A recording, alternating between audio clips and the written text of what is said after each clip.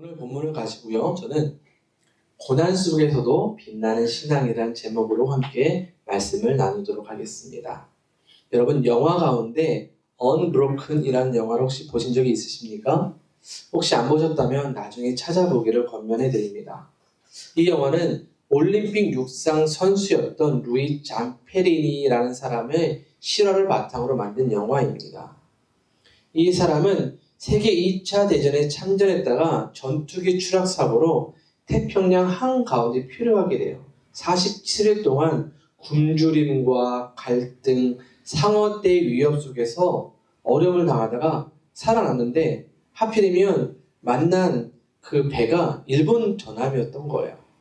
그래서 잡혀 들어가서 포로 수용소에서 삶을 삽니다. 그런데 상상을 초월했어요.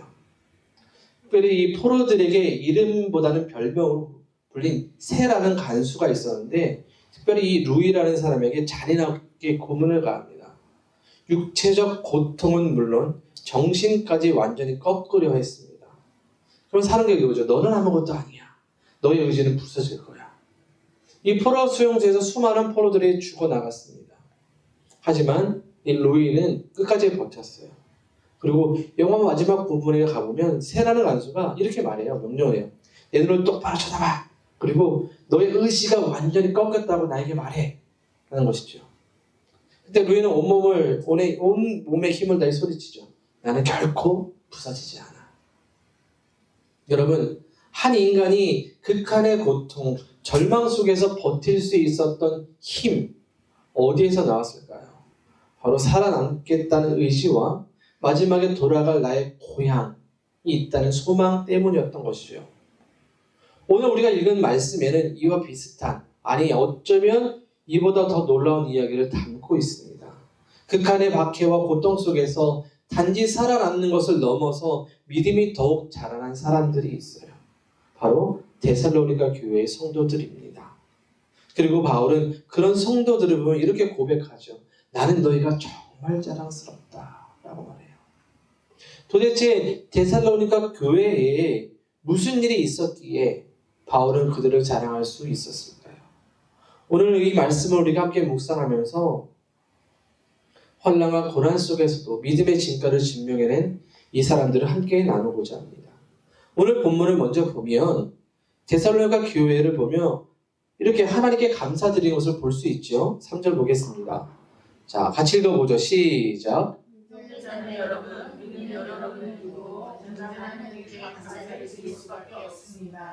그렇게 하는 것이 당연한 일이니 그것은 여러분의 믿음이 크게 자라고 여러분 모두가 각자 서로에게 베푸는 사랑이 넘쳐나게 가고 있기 때문입니다.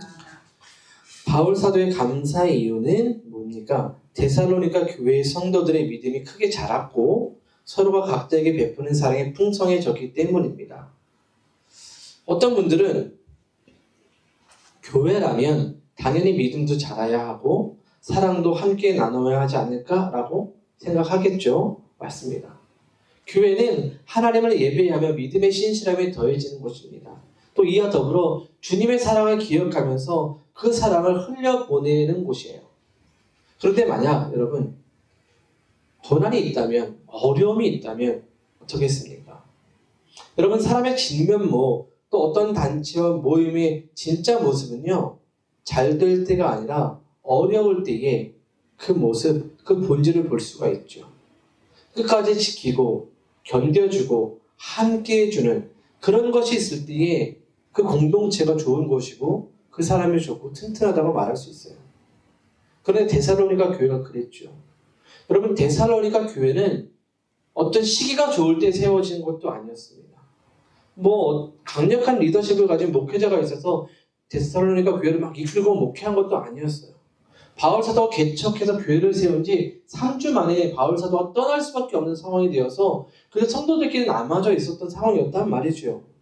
아마 이민 생활에 비유해 본다면 이제 밴쿠버에 와서 겨우 한 달을 딱 지낸 그 낯선 환경을 접하는, 적응하려고 애쓰는 그런 시기라고 할 수 있지요. 그러니 쉽지 않습니다. 예수를 믿는다는 이유 하나만으로 핍박을 받았단 말입니다. 여러분 이 데살로니가 교회가 어떤 핍박을 받았을까요?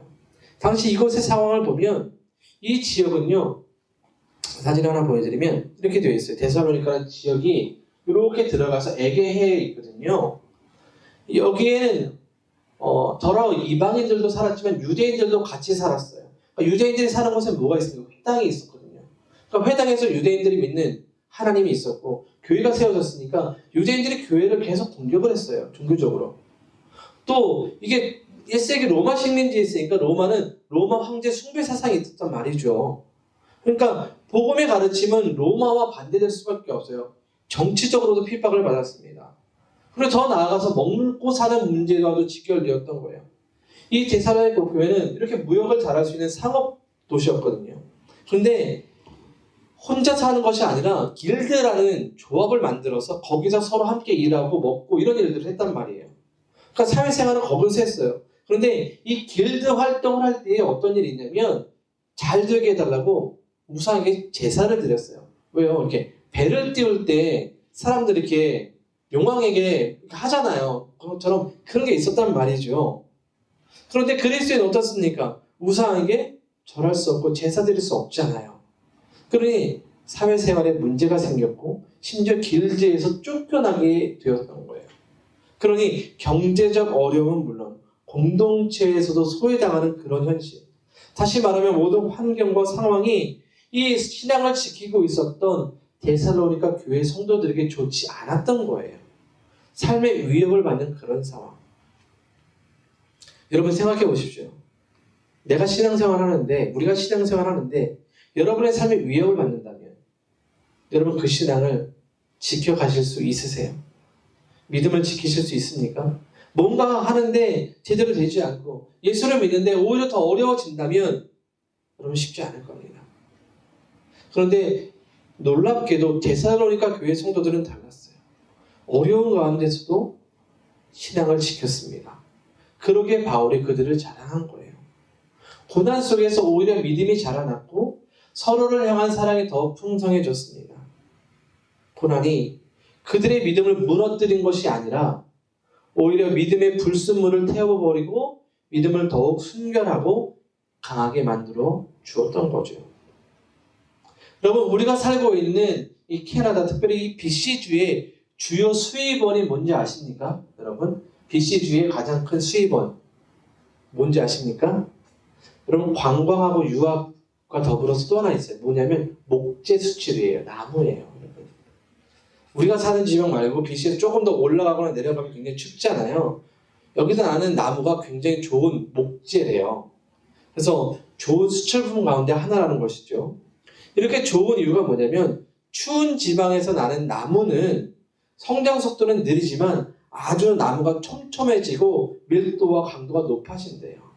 또 추위를 견디면서 수분의 함량이 조절되어 가지고 균일한 강도를 유지하니까 뭐예요? 집을 지어도 뒤틀림이 적다는 거죠. 갈라짐이 적대요. 그러니 이런 나무를 가지고 집을 지으면 집이 오래가고 튼튼할 수밖에 없죠. 그러니 뭐 100년짜리 집, 200년짜리 집 이런 것들이 있는 거죠.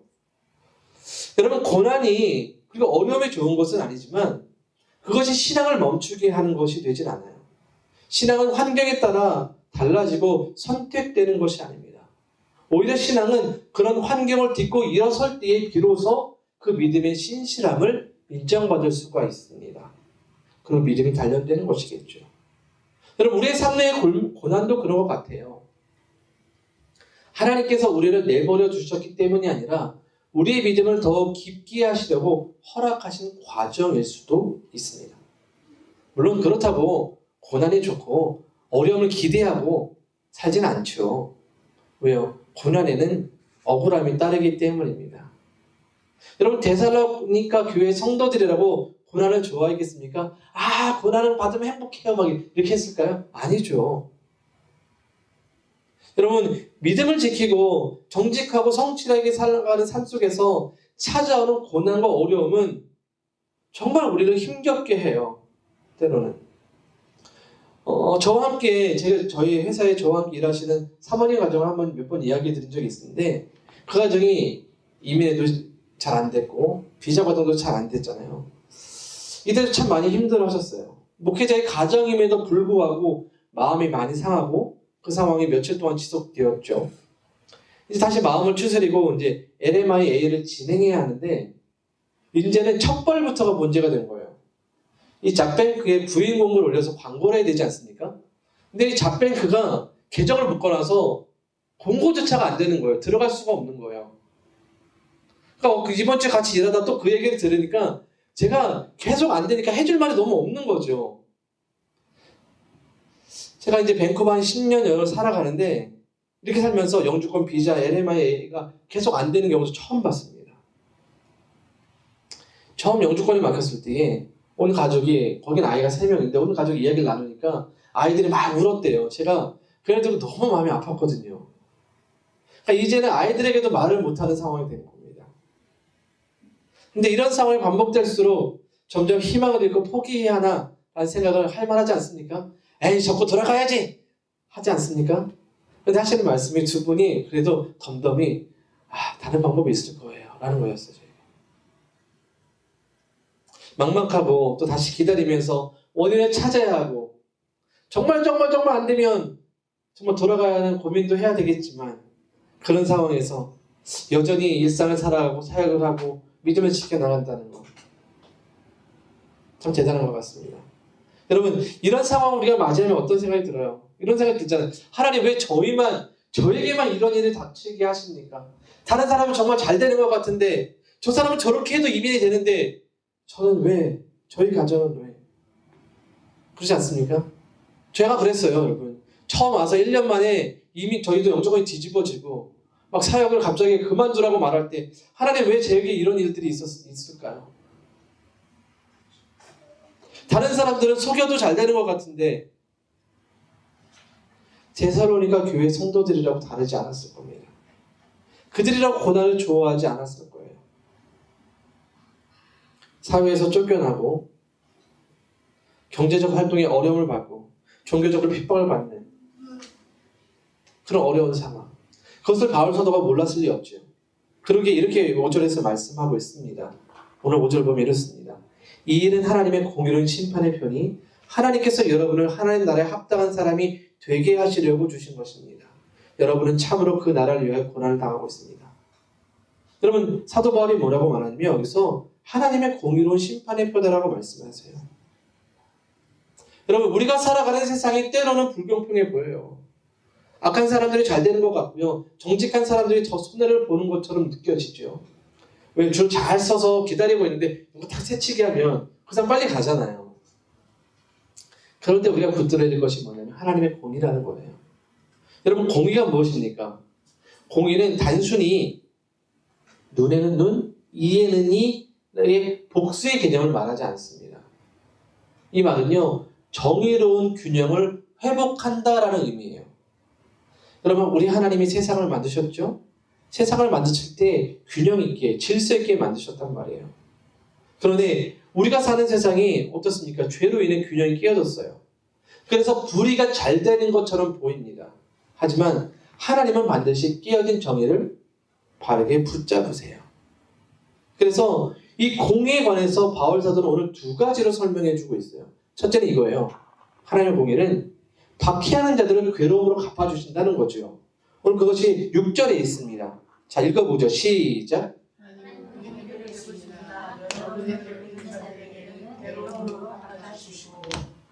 하나님은 당신의 백성의 괴로움을 그냥 내버려 두시지 않으세요. 여러분, 우리가 성경을 쭉 읽다 보면, 구약 성경을 특히 보면 수많은 역사의 이야기 속에서 하나님은 고난받는 당신의 백성의 아픔을 외면하지 않으세요. 하나님이 친히 나가 심판하시고 이스라엘을 위한 삶의 길을 열어주시죠. 그들이 환난을 당하면 환난으로 갚아주세요. 특별히 구약 성경 중에 사사기를 보면 그렇잖아요. 이스라엘 백성들이 암몬이나 모압에게 정말 18년 동안 또는 굉장히 오랫동안 막 고난을 당해요. 그럼 어때요? 하나님께서 특별한 사람 선지자 사사를 세워서 그들을 구원해 내신단 말이죠. 오늘 본문을 보면 하나님을 모르는 자들과 예수의 복음을 순종하지 않았던 사람들, 그리고 하나님을 거부하며 핍박한 사람들에게 하나님께서 형벌을 내리시겠다고 말씀하세요. 이 형벌은 지금 당장의 형벌은 아니겠죠. 우리 같으면 정말 하늘의 벼락이라도 떨어져서 정말 어떻게 했으면 좋겠는데 그게 아니죠. 하지만 지금은 아닐지라도 하나님의 확실한 심판은 결코 벗어날 수가 없어요. 여러분, 비를 내리시겠다고 경고하셨잖아요. 하나님이. 외면한 사람도 어떻게 되었습니까? 근데 하나님의 공의 심판을 피하지 못했죠. 이것처럼 이들도 하나님의 심판을 피할 수가 없습니다. 둘째는 이거예요. 고난받은 성도들을 위한 안식이 있다는 거죠. 7절을 보시죠. 괴로움을 받는 여러분에게는 우리와 함께 안식으로 갚아주신대요.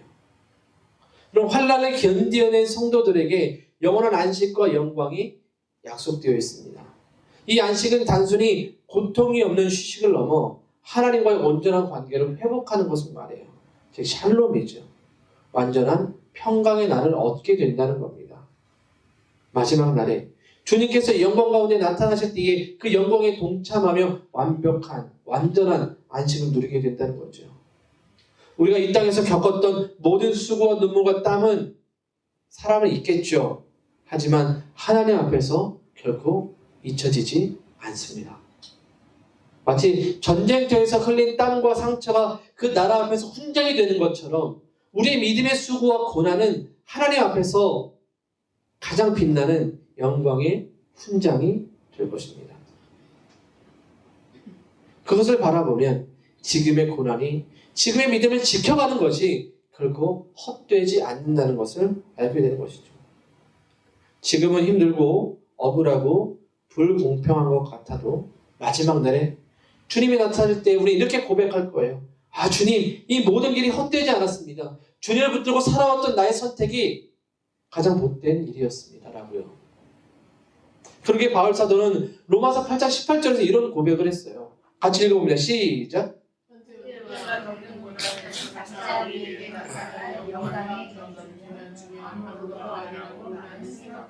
아멘.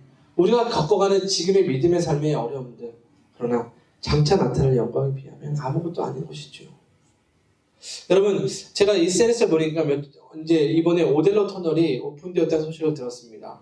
여러분 한번 방문해 보셨습니까? 거기를 여름에는 정말 시원해서 방문해 좋겠다는 생각이 듭니다. 근데 제가 이 터널을 지날 때 느끼는 것은 정말 깜깜해요. 아무것도 잘 보이지 않아요. 휴대폰 빛을 비춰야 이렇게 갈 수가 있겠더라고요. 저 같은 사람은. 그러면서 많은 사람들이 그 어두운 터널을 계속 걸어가는 이유가 뭘까요? 저 앞에 출구가 있기 때문입니다. 빛이 보이기 때문이죠. 여러분 기차나 지하철 타보신 적 있으시죠? 깊은 땅이나 터널 속을 달릴 때 어떻습니까? 캄캄하고 답답하게 느껴져요. 그러나 기차는 여전히 멈추지 않고 달려갑니다. 왜 그렇습니까? 운전자가 계속해서 이 길을 운전하기 때문이에요. 그까지 나를 안전하게 목적지까지 데려다 줄 것을 믿기 때문이죠. 그럼 우리의 삶도 그래요. 지금 어쩌면 어두운 터널을 지나가는 것과 같을 수 있어요. 그런 과정일 수 있어요. 그러나 하나님은 반드시 우리를 빛이 있는 곳으로, 아름다움이 있는 곳으로 인도해 주실 겁니다. 그럼 마지막으로 이제 11절을 함께 보죠. 네. 같이 읽어봅니다. 시작. 그러므로 우리가 언제나 여러분을 위하여 기도합니다.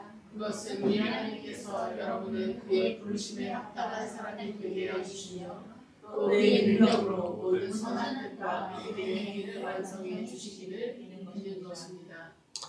바울 사도는 데살로니가 교회를 위해 간구해요. 이제는 그들의 믿음을 기뻐하면서 함께 그 내용은 미래의 소망만을 이야기한 것이 아니라 하나님 나라의 부르심에 합당한 자가 되도록 기도한 거죠. 이것은 우리가 고난 속에서도 마땅히 믿음의 삶을 살아가야 함을 강조해주는 것입니다. 오늘날 우리의 삶이 과거와 같이 1세기와 같이 또는 1950년대 이런 때와 같이 그런 극심한 육체적 고난을 당하진 않죠. 하지만 더 교묘하게 힘든 유혹과 도전에 놓여져 있어요. 이민 생활하면서 우리는 종종 세상과 세상의 논리와 타협하게 하는 유혹을 받아요. 이런 거죠. 캐나다에 왔으면 이 정도는 해야지 라고 압박감을 주면서 주일 성서 포기하게 만들 때가 있죠. 또 이런 말도 있죠. 예수 믿는 거 티내지 마라. 라는 세상의 시선. 그러니까 교회 밖에 나가면 어때요? 나의 신앙을 감춥니다. 다들 이렇게 살아가 라는 말을 하면서 우리의 신앙을 물타기 하죠. 그러면서 영적인 성장을 멈추도록 합니다. 어쩌면 이런 유혹이 과거의 칼과 몽둥이보다 더 무서운 박해가 될 수 있어요. 왜냐하면 이것은 우리의 믿음을 흔들고 우리 영혼을 서서히 잠식하기 때문입니다. 하지만 여러분 기억하십시오. 우리가 가진 믿음의 인내는 결코 헛되지 않아요. 루이 잠페리니가 그 극심한 고문 속에서 나는 결코 무너지지 않는다라고 외칠 수 있었던 것처럼 우리에게도 버틸 수 있는 소망이 있어요. 공의로우신 하나님께서 반드시 우리를 기억하시고 마지막 날에 우리를 높여주실 것이라는 약속입니다. 그러기에 바울 사도가 12절에서 여러분도 그리스도 안에서 영광을 받게 하려 합니다라고 이야기하는 겁니다. 여러분, 바울 사도는 데살로니가 교회를 바라보며 그 성도를 바라보며 자랑스러워했어요. 고난 속에서도 믿음의 진방을 보여주었고 사랑을 가졌습니다. 하나님을 신뢰했으며 미래의 영광을 보며 살아냈기 때문이죠.